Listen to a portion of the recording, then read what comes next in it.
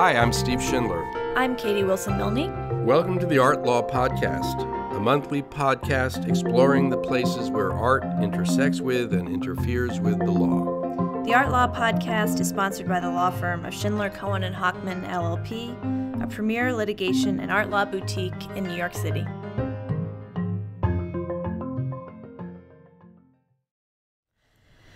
Okay, hi Steve. Hi Katie. What do we got going today? So we thought at the end of the year that we would re-release one of our most popular episodes, which is the episode we did about art auctions. And The Art of the Chase. The Art of the Chase, and it corresponds nicely, at least the week of this recording, with the auctions at the big houses, the big November auctions, which are happening now. So those will be a couple weeks old when this episode comes out, and then we will see everyone in January. That sounds great. And we have a couple updates on this episode after we've re-listened to it. One is that we talked a little bit about the Salvator Mundi, which we did a whole separate episode on after this episode first aired, but as a quick update, we actually still don't really know where this work is. It's still not in public view, so our hopes that it would show up at the Louvre Abu Dhabi for at least those people who can travel there have not panned out. Or the Louvre Paris. Right, and it's not at the big Leonardo show that's currently up in Paris. I mean, there were rumors that it would be, but I think as of this date, it's not. So that's a remaining auction mystery. Yes. And still the record holder. I don't think there's anything this week that's going to Nothing close. come close. Yeah. And the other thing we wanted to just mention is we talked a little bit in this episode about financial regulations that auction houses need to think about when they're doing their Know Your Client diligence. And we commented that there are no art-specific regulations, but a lot of the financial regulations that exist may or may not overlap with the art industry just because of how funds move.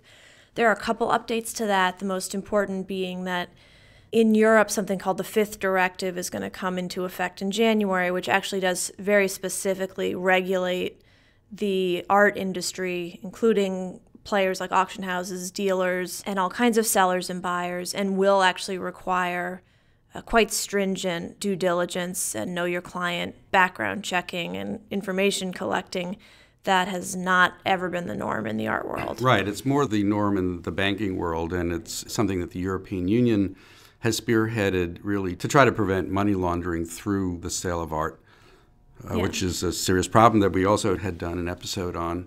There's a similar bill that has been pending in the United States. So far it hasn't really moved, but there's some bipartisan effort here to make art dealers and auction houses also subject to some of the banking regulations that already exist. Yeah, exactly. Which they've resisted. It's worth noting that the auction houses increasingly follow this kind of diligence and KYC anyway, and are unlikely to implement something in Europe that they're not going to do worldwide because that would be a hassle. So we don't know if it's going to be as much of a change for the auction houses, but it'll be interesting to see how it changes art transactions generally. Sure, and it's not only applicable potentially to galleries who have branches in the European Union, but certainly galleries who do business at the art fairs that are held there. And one of the things that we know is that the specific detailed regulations relating to the Fifth Directive have not yet been released, but how they apply to even small, mid-sized galleries that go to Europe and sell art there is something that we're still awaiting. Yep. So happy holidays, everybody. Yeah. I think we can say that now. Yes, happy holidays.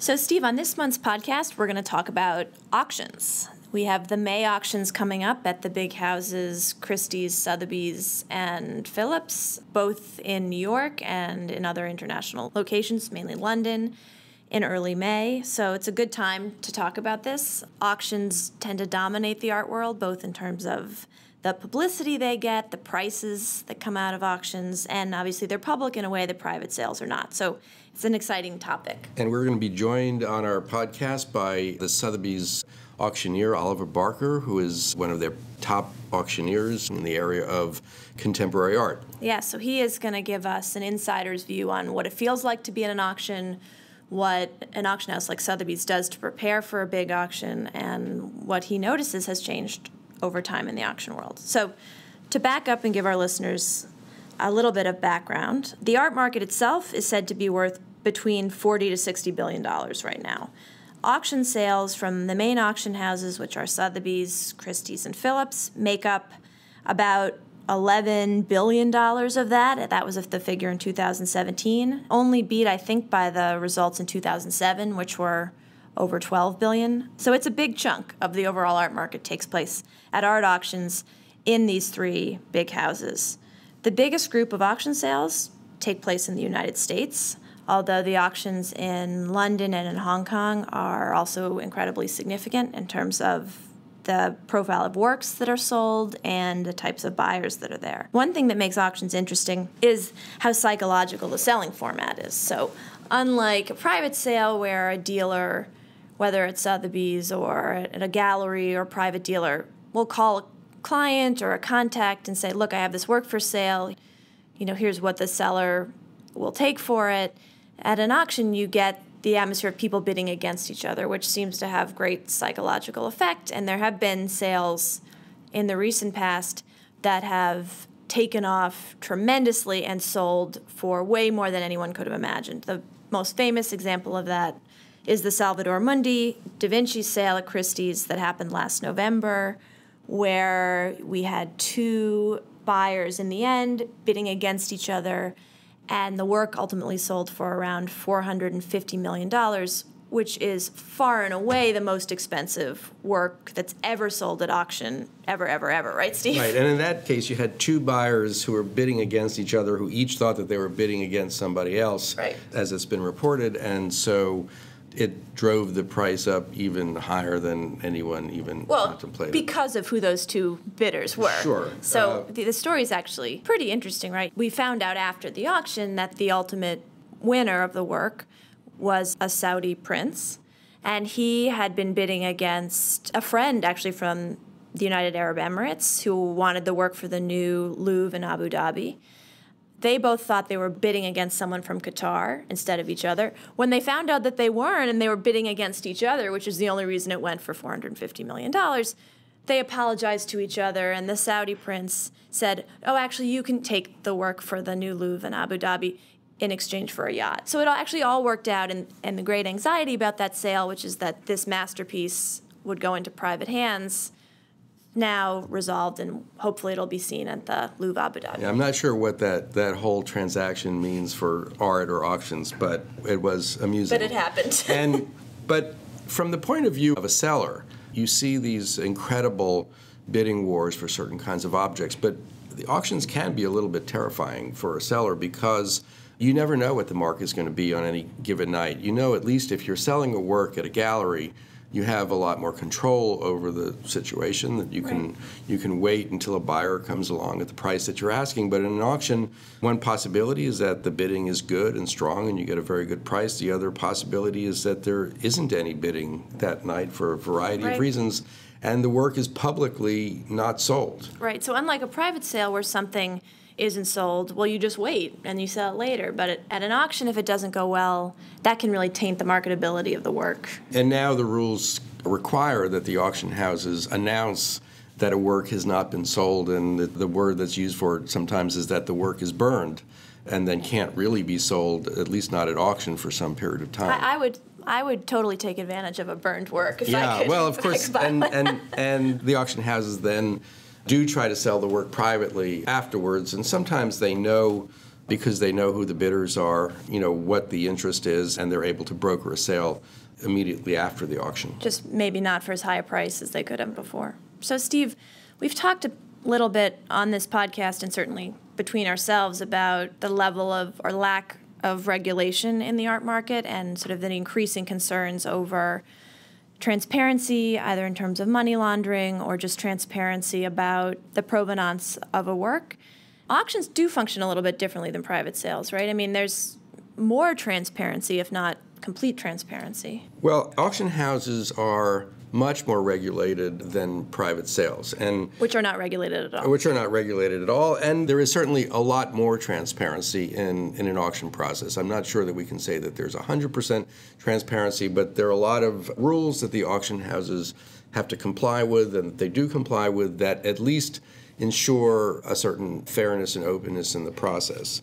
But one of those things is not who the seller is often, right? That's the one thing that's still not transparent at all. That's right. And there was a case that went all the way up to the Court of Appeals a few years ago in New York, where we had a buyer at an auction who decided that he didn't want to pay for the work after the fact and challenged the auction house rules on the theory that there needed to be a written disclosure of the identity of the buyer. And actually that case went up to the highest court in New York, and in the court below, much to the unhappiness of the entire auction industry, the court below actually found for the purchaser and invalidated the sale because there was no written record of who the seller was. And the Court of Appeals decided to overturn that, much to the relief of the auction industry. Yeah, there have been efforts over time to require dealers to disclose the identity of the seller to the buyer, but those have not been successful.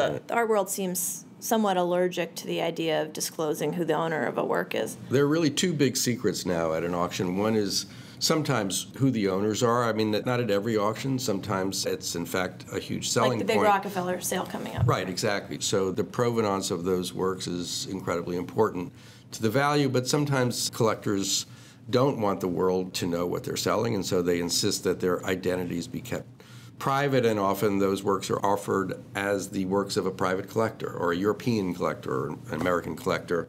And the other big secret at auction is this reserve price. So what is the reserve price? Well, the reserve price is the secret price that's agreed to between the seller or the consignor of the work and the auction house, and it's the price below which the work cannot be sold. And what's not a secret and what has to be disclosed is the fact that there is a reserve, and that is clearly disclosed in all auction catalogs. And typically in the major auction houses, they disclose that all of the sales are with reserve unless they say otherwise. And the other thing that means is that in the way that the auction is conducted is that the auctioneer is allowed to submit bids on behalf of the seller up to the secret reserve price. Why would they do that? Well, it's really, some people have criticized the practice. The practice is sometimes called chandelier bidding, on this idea that the auctioneer is sort of taking bids off the chandelier and the ceiling. But really, it's just a question of creating some theater and drama, because up until the reserve price is hit, the work can never be sold. So even if the auctioneer is engaging in some bidding up to the reserve price, until you hit the reserve price, it really has no real impact except to sort of confuse everyone about what the reserve is. Or to warm up the room if you're taking it from the auctioneer's perspective. So how does the concept of a reserve interact with this other concept of a guarantee, and what is a guarantee? Well, a guarantee, which is often used now by major auction houses to entice collectors of works to consign the works to them, is basically a contract, a promise by the auction house to pay a set amount of money to the consignor of the works, regardless of what happens at the auction and regardless of whether the reserve price is hit. So the seller knows 100% they're going to get at least that amount of money. Right. Sometimes that's important to a seller. The thing that the seller normally gives up when they agree to take a guarantee is some of the upside of the auction if the price goes above the guarantee and the reserve price. So the auction house would split the profits above the guarantee? Yeah, in some proportion. And very often now the auction houses, if they're giving a guarantee, will, in a sense, syndicate that risk to other parties who put up the money and are willing to make the guarantee. So it's a third party that, if the bidding didn't go higher than the guarantee price, they'd take the work. They would take the work at whatever price they guaranteed it at. Most of the individuals or institutions that give guarantees would prefer not to have the work. What they're doing is making a financial bet that the work will sell at a price that is higher than the guarantee, in which case they receive a return on their investment. So, Steve, let's talk to an auctioneer who actually works at these big night auctions and see what they have to say about how they work. Our guest today is Oliver Barker. Oliver is a senior director at Sotheby's Auction House and co-chairman of Sotheby's Europe. He is also one of the auction world's foremost auctioneers, so he is both behind the scenes and in front of the cameras at Sotheby's, which he joined in 1994, moving through roles in contemporary art as a senior international specialist, among others. He has overseen some market-defining auction sales, including 2 major sales of Damien Hirst works, including the one that set the world record for a single artist sale. He has a particular interest in post-war British art, which he has promoted at Sotheby's. And he was the auctioneer at the May 2017 auction, in which a Basquiat work sold for a record-breaking $110.5 million. Welcome to the podcast, Oliver. So what kind of skills do you think a good auctioneer has? I think numeracy is important. I think a good presentation. I think someone who is very engaging. I think somebody who very much acknowledges physically the body of people in the room that are taking part in participating within the auction. I think also increasingly the online audience, albeit you can't see them, they can obviously see you, the auctioneer, so that's also very important to project oneself in a very meaningful way to people watching in virtual space. I think also, that capacity to kind of read what might happen in terms of one's colleagues and, the involvement of colleagues in terms of telephone bidding or execution of commission bids as well. So it's a bit, other colleagues have talked about how it's analogous to conducting an orchestra, and I think that's a very accurate representation. I think it's very much kind of the focal point of a very kind of group participation activity. Do you still feel a nervous rush when you're presiding over an auction, or have you gotten used to it over time? Well, I think it's like any kind of live performance. I think no matter how well you know your lines, obviously each environment, particularly in our case, auction room, is quite distinct from the next. So there is always a great sense of anticipation and nervousness, but I think equally it's like being an actor. I think if you didn't have that sense of nervous excitement going on stage, then I don't think you could actually kind of project oneself. And ultimately, it's a great responsibility, and it's that capacity to want to kind of give a great performance as well. So I think the first thing you said, Ollie, was numeracy, if I heard you correctly. And maybe you could just elaborate a little bit on what that is and why it's important as an auctioneer. Yeah, well, in any given sort of auction, obviously the auctioneer's role is to try and help proceed the trading from the consignor to the purchaser. So the ability to remember without slavishly looking down at kind of the auctioneer's book, which is obviously there as a working tool during an auction, exactly what the estimate is for a particular work and also its protective reserve price, and therefore also kind of the opening bid. There's a number of kind of key financial things at play. Equally, there are so many means of bidding in this sort of modern day. So I suppose most traditionally the easiest way to bid is actually in the room, whether it's a private client or whether you choose to bid through an agent who is sitting there executing bids on your behalf. There are also kind of the execution of bids via the telephone through a Sotheby's representative. There may also be commission bids, and the commission bids are always ones which are lodged in the auctioneer's book. So whilst starting off on a particular, you hear auctioneers say footing, the auctioneer's footing, one has to be aware of where the reserve price is, where a commission bid might be, and more importantly, where the commission bid ceiling is, whilst also kind of orchestrating multiple bids that may come in, depending on what the level of interest is in a particular lot. So we definitely want to ask you about the stages of an auction, so we're going to get back to a lot of the items you just mentioned, but maybe first we should ask you to explain to our audience how you decide what goes into an auction versus a private sale. Big houses like Sotheby's and Christie's do both. Maybe there's a movement towards more private sales now. So what is the determination of what goes up for auction and what doesn't?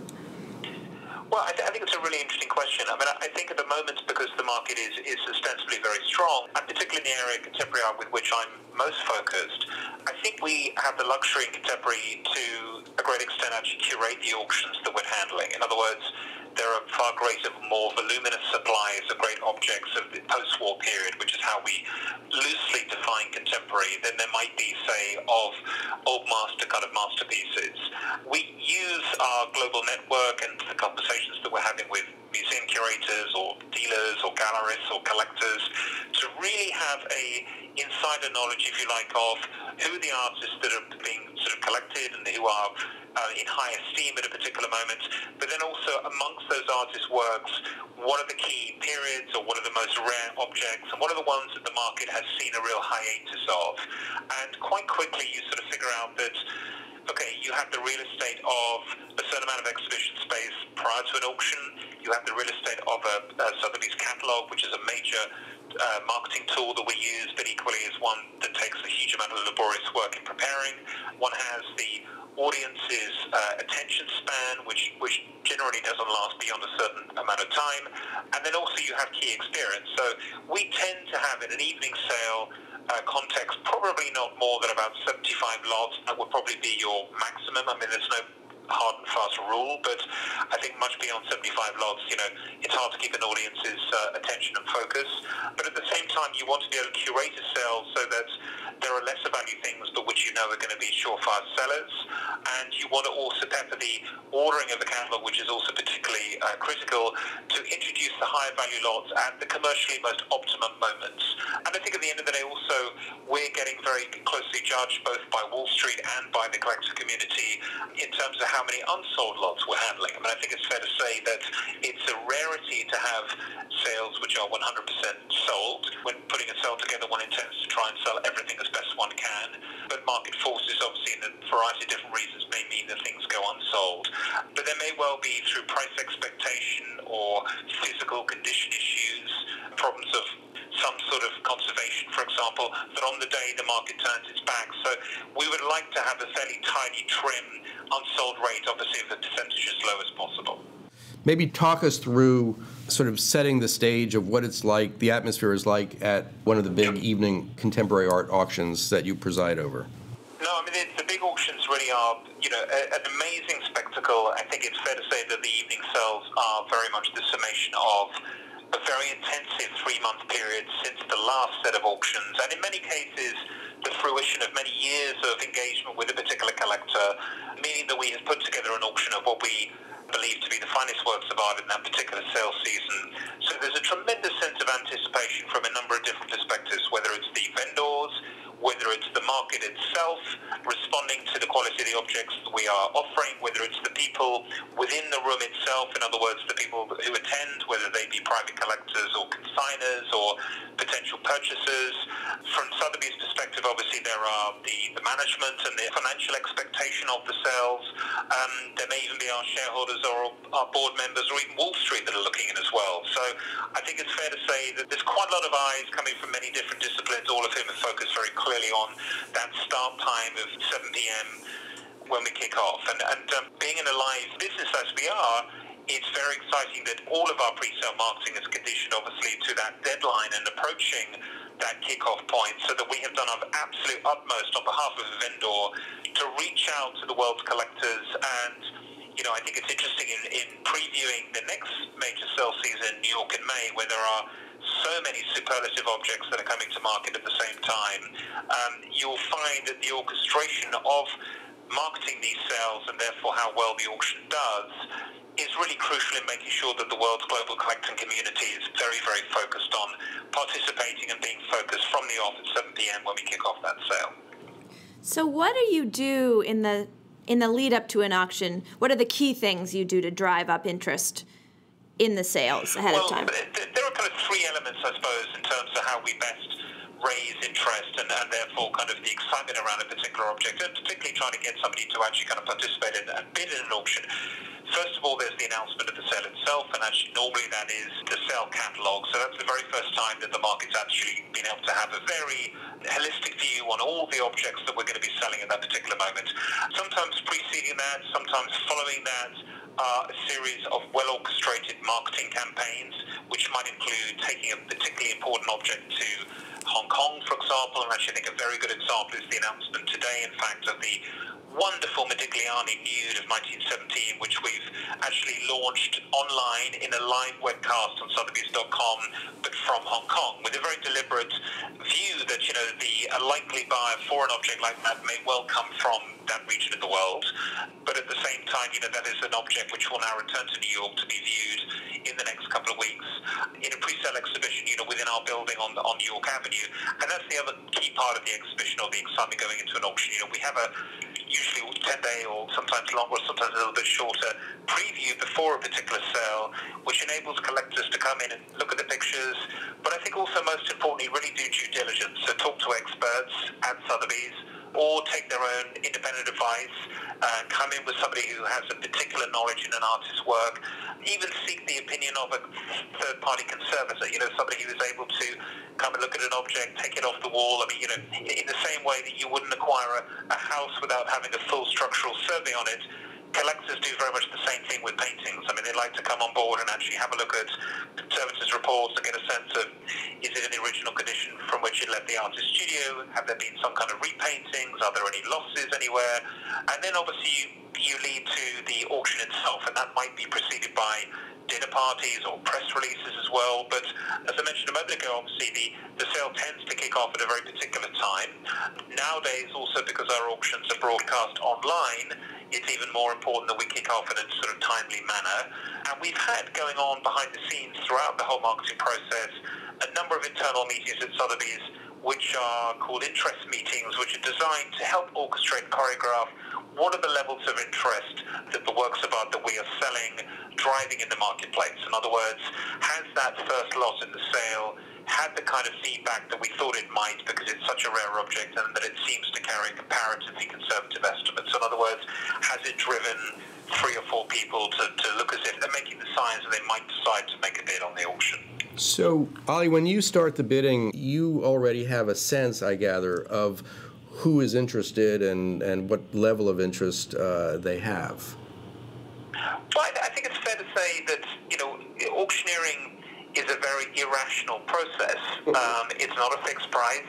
I think to a prospective purchaser of art who's never bought at auction before, there is a certain level of discomfort. I mean, by comparison to walking into a gallery where quite often there is a published price, or, it's known what the end user price might be, and of course, barring any room for negotiation, you've got a fairly clear idea of what you're going to likely pay for a certain transaction. When you walk into an auction, obviously there is absolutely no guarantee that the object is going to be acquirable at a particular level of price, because of course it entirely depends on who ends up bidding against you.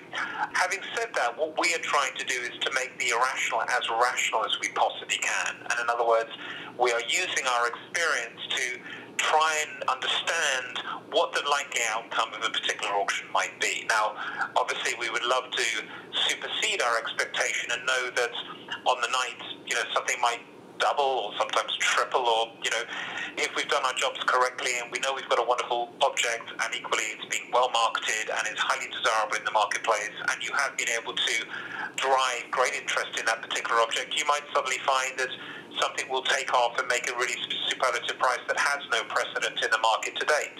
How often does that happen, that there's sort of a runaway bidding on a work that just takes everyone by surprise?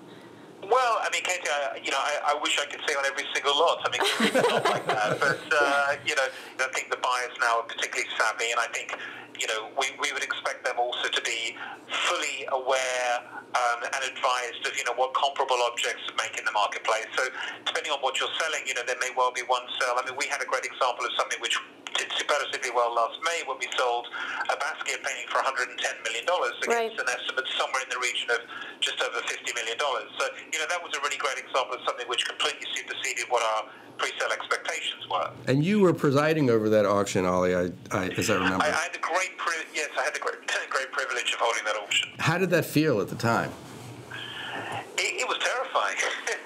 I think that because I very much love the entertainment aspect of the auction, it was something which seemed to go very slowly, albeit I think time actually sometimes slows down when you're dealing with such high figures, and particularly when the free sort of excitement of 2 very determined bidders like that kind of really gets going. But it was great privilege. It was a tremendous work of art. I mean, I think also the signs in the pre-sale activities have been that the market, this was the picture the market was really looking for. I mean, I think you had the trilogy of a great object by a great artist, which was entirely fresh to market, really, truly all those kind of elements choreographed together to make a phenomenal price. And I think in fairness, to Sotheby's also, I think we did a tremendous job in terms of marketing that work and just making sure that on the night, the two most likely bidders or end users ended up sort of fighting against each other. And there was a real sort of gladiatorial kind of contest which went on between them. It's really interesting how much of the excitement, I think, of the auction actually happens before the auction, which you've talked about in terms of the sort of press and the social media and the events. And I wonder, has that changed over time or in your experience? Well, it's really interesting to me that, Sotheby's is actually I think we're the oldest company that's listed on the American Stock Exchange. We're a company that was founded in 1744 in London by somebody who was a bookseller.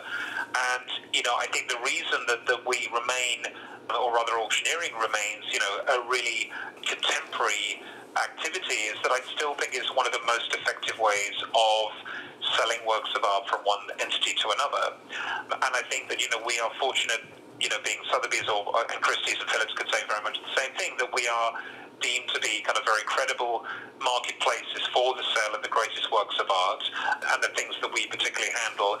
Having said that, I think that, particularly with the new opportunities afforded by the internet and social media, etc., I think the abilities to market what we're selling have grown massively within the last 2 years and continue to kind of change all the time. I mean, I think that we as a business are very much at the forefront in terms of kind of trying to get technical innovation very much front and center in terms of how we get objects sort of into the minds of the prospective purchasers out there. I think it's fair to say that actually auctioneering in a way remains a very, it's quite an old school form of actually selling something. You have a finite amount of time to sell something. It has to be in a particular city. It has to start at a particular time. And you're somewhat reliant on your audience actually being available and focused at that particular moment. Having said that, and again, to use another analogy, I think that race horses tend to run a little bit faster when they can hear the hooves of other horses beside them, and I think very much the same with bidders. I think that there is something very compelling to a major collector to feel that there is competition for a work which very much validates the quality of that particular work. I mean, I think in a way, to buy something, against a reserve price or with no other bidder or underbidder can, to a lot of people, actually be a quite difficult situation. It suggests that your taste has not been validated on the day of acquisition. Then some of the language that you use in an auction also seems adversarial. When you say to a bidder against you, or it's You're setting up a competition almost.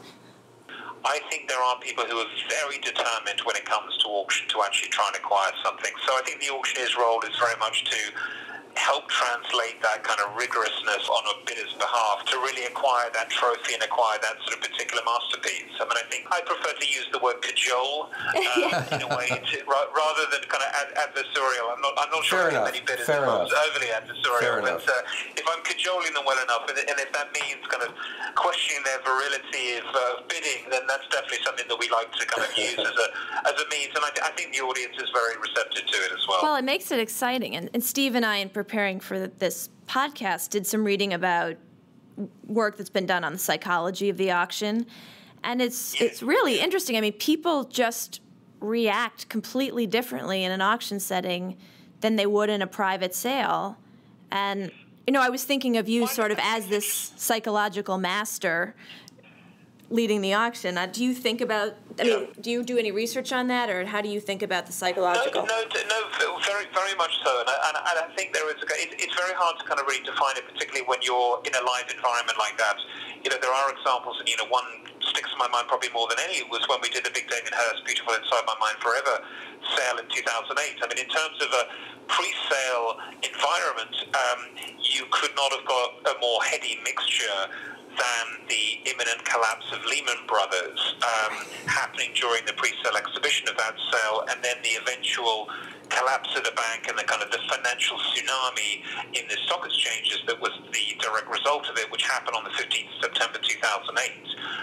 And that was the kind of the backdrop to which we then held the sale that evening in London at 7 p.m. So, from the announcement first thing in the morning that the bank, or rather the central bankers in America or New York, had chosen not to support Lehman Brothers, and it fell into administration, you suddenly saw, opening in the Tokyo Stock Exchange, this sort of financial malaise that spread west throughout the day. So by 7 p.m. that evening in London, of course, there was, this was front page news in the Evening Standard, and we were incredibly worried about what would happen and how the transition would affect the auction.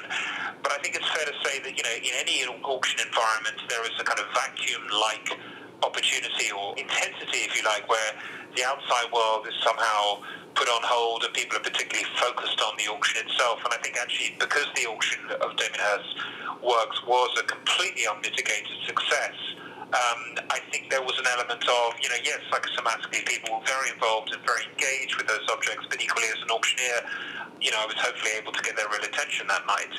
There are no rules. I mean, I think ultimately no rules in terms of, what a bidder's limit might be. I mean, depending on what their financial needs are. I mean, a lot of our bidders are very astute and they come in with a very fixed idea of what they want to spend on a particular object. There may be those who on the night have a particular limit but then blow straight through it, depending on... I was going to ask you just that, right? Do they stick to it? Yeah. Well, it's, I can only speak from my own experience, when I bid in auctions outside of Sotheby's. Quite honestly, you set yourself a limit, and I did this actually buying my wife's engagement ring. I set myself a limit, and then I just blew straight through it because it was just an object I had to have. And I think that's also dependent on, the high end of the market, when you're dealing with kind of very unique Rothkos or Modiglianis or Francis Bacon paintings or Picassos, and you saw it clearly with the Leonardo painting that came up at Christie's. I think in that case, when there is an element of scarcity and rarity and kind of, a one-offness in the marketplace, there's much more likelihood to be a kind of stellar auction price, which will be very hard to replicate. So, Ali, you've been very generous with your time, and we're sad to let you go, but I would like to ask just one more question before we conclude. You are an auctioneer in London, you're an auctioneer in New York. Is there a difference between auctions held in Europe and the United States or even Hong Kong, just in terms of the atmosphere and the buyers? Yeah, I think the short answer is yes. I mean, I think as an auctioneer, I'm very conscious about trying to engage a different audience in a different sort of geographical location. I mean, I think that in New York, in particular with the auction room at Sotheby's, it's a vast space.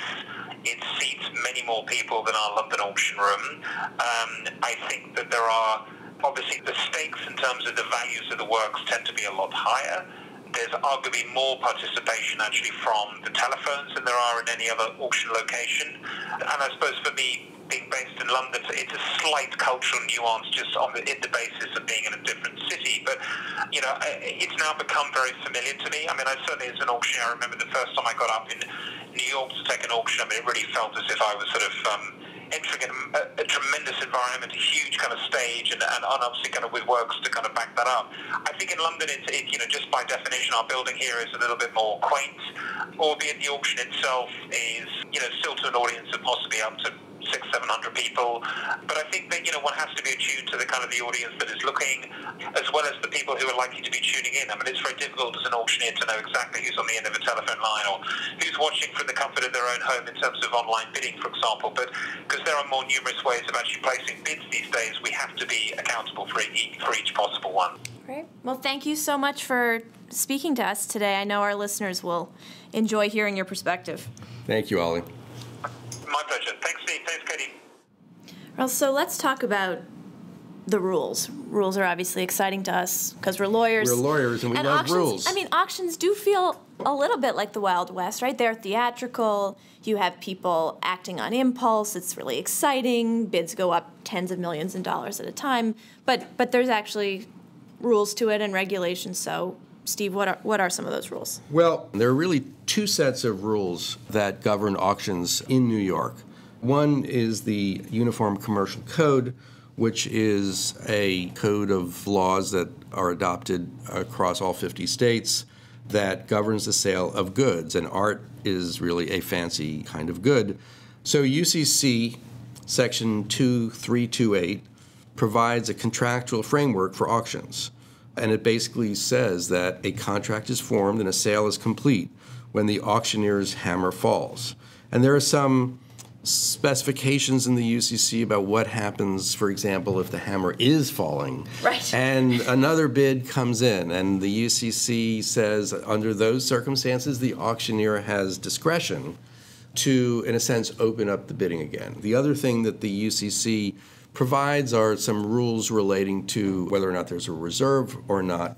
If an auction goes forward without a reserve price, then once the bidding starts, the lot can never be withdrawn. So if the bidding is $5 or $10, it doesn't matter what the object is worth.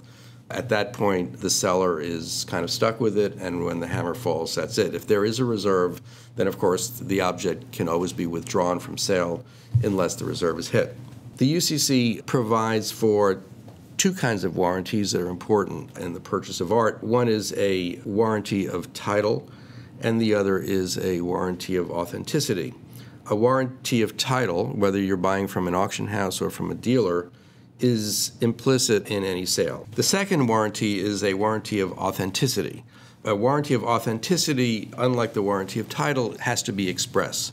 You need to say what you're warranting in some fashion, and the way that works under the UCC with respect to an auction catalog is if the work is listed in the catalog as the work of a particular artist, that constitutes a warranty That it is. That it is the work of that artist, as opposed to other ways of formulating the catalog description, such as something is the school of or in the style of, but whenever it is that you sell something and you list it in the catalog as being the work of an artist, you are, and the auction house is warranting that the work is authentic. Warranties of authenticity and title carry with them a 4-year statute of limitations, but one of the things that the auction house does with respect to its warranty of authenticity is to provide for a 5-year guarantee of the authenticity of the work. So they actually give you 1 more year than you normally get. Right. So if there's a problem with the work you buy at auction, you can go back to Sotheby's or Christie's within 5 years,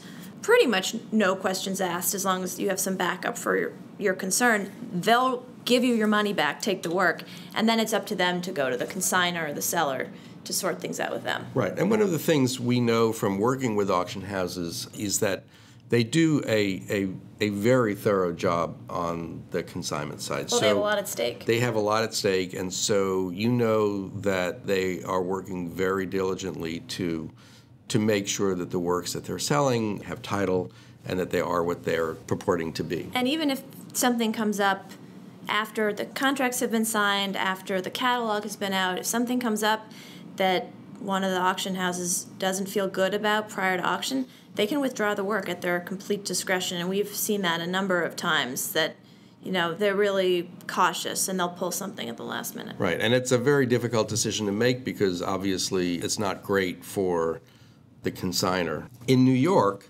the New York City Department of Consumer Affairs also has a set of rules for licensing auctioneers and regulating public auctions. And interestingly, these rules were substantially revised in the 1980s, particularly in the aftermath of a scandal that hit Christie's as an auction house, where a number of works were not in fact sold because reserves were not met, but in order to boost the market, Christie's and its then chairman falsely reported that the works were in fact sold. And after that happened, the chairman of Christie's at the time was forced to resign, and the Department of Consumer Affairs decided that they needed to get a little bit tougher with the regulation of auctions just to make sure that the public would feel secure in bidding at an auction.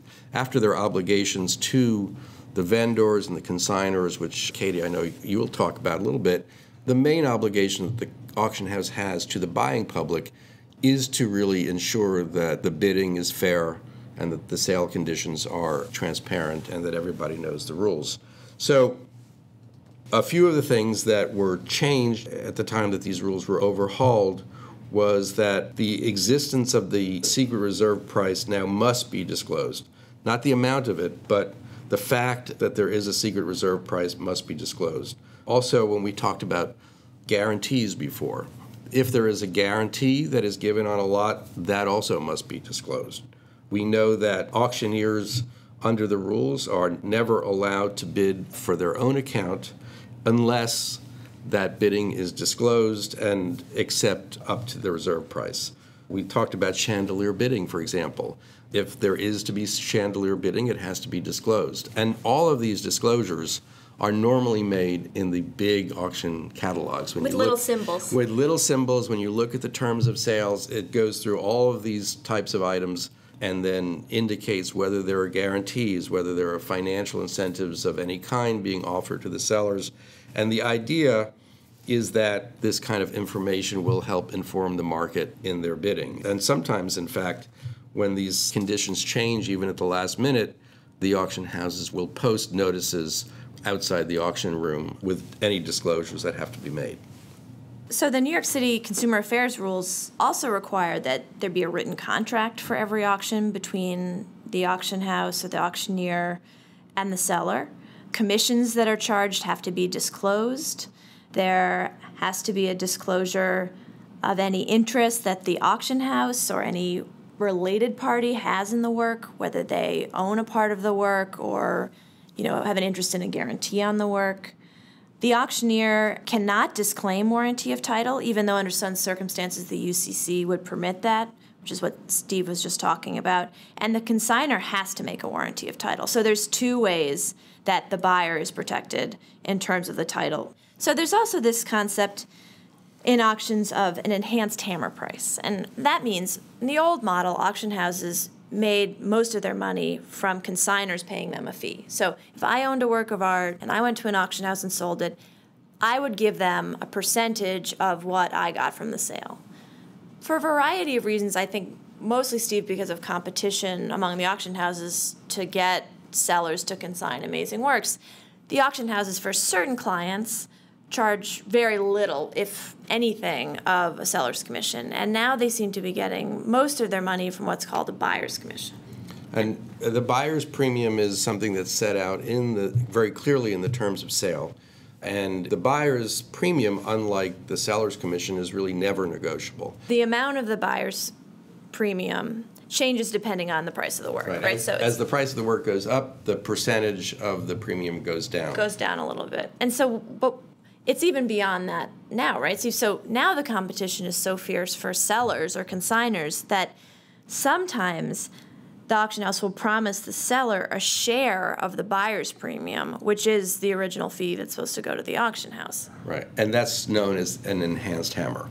Or under the New York Consumer Affairs laws, rebate. So auction houses are agents. They work for the seller, technically, so they are a fiduciary of the seller, not of the buyer. Although the regulations and rules that we just talked about, the UCC and the New York City Consumer Affairs rules, really mostly serve to protect the buyer. So it's sort of an interesting relationship in that it is a fiduciary relationship. The auction house is a fiduciary of the seller, which means that they have to act in the utmost good faith and in the interest of the consignor throughout their relationship, meaning they have to take care of the consigned work. They have a duty to disclose details that influence what the work can sell for, how auctionable it is, if there are any issues that come up in due diligence about the work. Then the proceeds from the auction sales are really held in trust for the seller. They belong to the seller, and the auction house holds them as a fiduciary, meaning it can't use those proceeds for other business purposes. So those basic fiduciary laws exist in the auction-consignor relationship, but they are overlaid with practices and rules that come up in the UCC and the Consumer Affairs rules that really make the relationship one towards the buyer as well. And I think this is unique to the auction world, that the auction is facing the seller as a fiduciary, as an agent, and the buyer with all these rules of disclosure that come out. Yeah, so it's a little bit different than a sort of gallery situation. I mean, there you have the same technical legal relationships. You have a consignor of works to a gallery is in a fiduciary relationship with the gallery owner, and the customers or clients of the gallery are not, but you don't have that same level of regulation governing the sort of practices vis-a-vis the clients. It seems more clear in the private sale world who is responsible to whom, that the gallery is a fiduciary of either the artist whose work they're selling, or if they take a work from a collector to sell, they are the agent of that collector, and it's a little more clear. In the auction world, there are all these regulations. Some of the practices that seem to conflict with traditional fiduciary-like obligations are guarantees, where the auction house has an incentive to make money on its own account if it can sell work for above the guarantee, right? And then it's dealing with this potential third party who also has an interest in the outcome of the sale, and it's not the seller. Right. And I think the other really important fiduciary obligation that the auction house has to the consignor of works is this question of auctionability, of looking at a work and deciding, is this something that should really be in an auction or in an auction this May or November, or is it something that really should be sold privately? Because if you put something up for auction that isn't right, then the consequences to the seller are pretty severe. It's a sort of public shaming of the work, and that is, very difficult for an entity who lives makes all its money on selling people's works at auction. So it's a really important fiduciary duty. It's one that I think that the auction houses try to live up to, but it does create a natural tension. Yeah, and I think we would call these things potential conflicts of interest. The guarantee, the fact that auction houses want things to go to auction even while they're fiduciaries of the seller, and it may not make sense for something to go to auction at a certain time. And then there's the buyer's premium, where the auction house is getting paid by the buyer and is incentivized to sell work at a certain price or at a certain time so that they can get the buyer's commission. And then what about art loans? How do art loans fit into the fiduciary obligations of the house? How do art loans work in the auction? So art loans now are fairly common. They can either be made by the auction houses themselves. For example, Sotheby's has a significant loan and finance department, and what it typically does is offer advances to consignors who are selling works at an auction. So if I put my work up for auction in May, but it's January and I'd like to have some cash in advance, typically they will loan you 50% of the low estimate. What's problematic here is that if the work doesn't sell at auction, then you still have to pay back the loan. And so I would say that the interfacing of the auction house and their making of the loan, that's not a fiduciary relationship, that is an arm's length relationship, no different than if you went out to a bank or to a special purpose financing company and sought a similar kind of loan. The borrower is paying interest to the auction house too, so it's a profitable enterprise, theoretically. And it started out really as an accommodation business. I think it's grown a little bit past that, but the idea would be if you were Sotheby's or Christie's and you were competing for prize consignments, one of the incentives that you would offer your consignors would be an advance. And now they can make a loan that's in a more traditional lending format and get some interest in the process. It sounds like we should do a whole episode on art lending and art finance. Maybe we should. I think we will. So another way, or a way that the auction houses and the auction system gets around this potential conflict between fiduciary obligations to the seller and rules of disclosure to the buyer is in their contracts. And as is always true, having a contract that lays out the terms of a relationship is a great idea, and it prevents other legal claims such as breach of fiduciary duty. So it's pretty clear in the law that you can modify fiduciary obligations by contract, and that is just what the auction houses do. So they have consignor agreements with the seller, and they have terms of sale. And both of those are contractual obligations, either between the seller and the auction house in the case of the consignment agreement, and in terms of sale between all three parties, the auction house, the seller, and the buyer. So what are the main contract terms that are laid out in a consignment agreement in terms of sale? One is the commissions, to make clear who is benefiting from what, that the seller knows there may be a buyer's commission. If they have a share in that or not, that's all laid out. So any potential conflict of interest is disclosed and accepted by both parties. The seller, the consignor, makes representations and warranties with respect to clear title, the ability to sell the work or authority to sell the work if it's an entity selling, authenticity of the work, etc. And the contract will lay out the consequences to the seller if those warranties and reps are not true. And that's because, as we've just said, the auction house has a duty to the buyer, which is both governed by the UCC and under the auction house's contractual obligation to take work back within 5 years if there's an issue with authenticity. The contract with the seller means they can go back to the seller and sue them if need be, to recover the value they lost from accommodating the buyer. And what happens now if the buyer doesn't pay? There have been a couple of lawsuits that have been in the headlines lately about buyers who have made bids and then just decided not to pay. It's kind of incredible to me that that happens, that you could be a high-profile enough bidder to be at a big night auction at Sotheby's or Christie's, that they would vet you financially, which we know they do, and they have to, that's smart, and it would still happen that the buyer's like, nope, actually I changed my mind, I'm not going to pay. So then what happens if you're a seller? So if you're a seller, the contract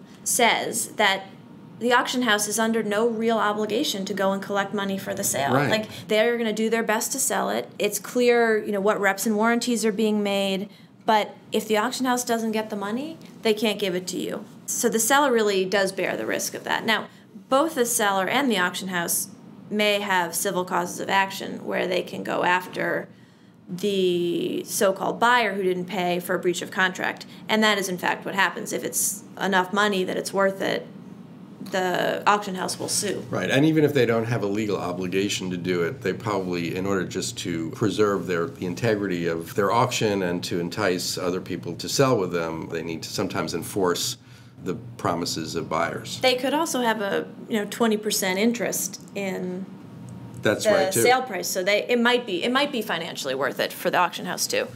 Right. And what about, do auction houses now concern themselves with money laundering and source of funds? They do greatly, and we deal with this a lot. There's increasing oversight, I think, from banks with large amounts of money moving in and out of accounts. So there's some financial regulation, which is not regulation of the art world, though, which overlaps with the art world just because it's about movement of funds. There's also, we know, for Chinese buyers, pretty strict regulations in China with respect to how much money can leave China every year, and it's a really low number. So there are reasons that the auction house is going to want to check into the type of client they're dealing with or the type of potential buyer to make sure that they're not going to get caught up in some kind of regulatory investigation or lawsuit or third-party subpoena where they're going to have to turn over their records and be scrutinized. So I think it's fair to say, and it's not obvious, that you can't just stroll into a high-profile,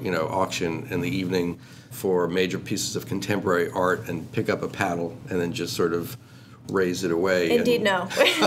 That there's a lot of due diligence both on the seller's side and the buyer's side that the auction houses perform, and that's one of the things that... Before you get the paddle. Exactly. Yeah, and that's probably something that's changed dramatically and increasingly as the art market has taken off and become, a $60 billion industry, that it becomes harder and harder to take part in one of these auctions because there's too much at stake if you don't pay, or if it's going to get the auction house in trouble.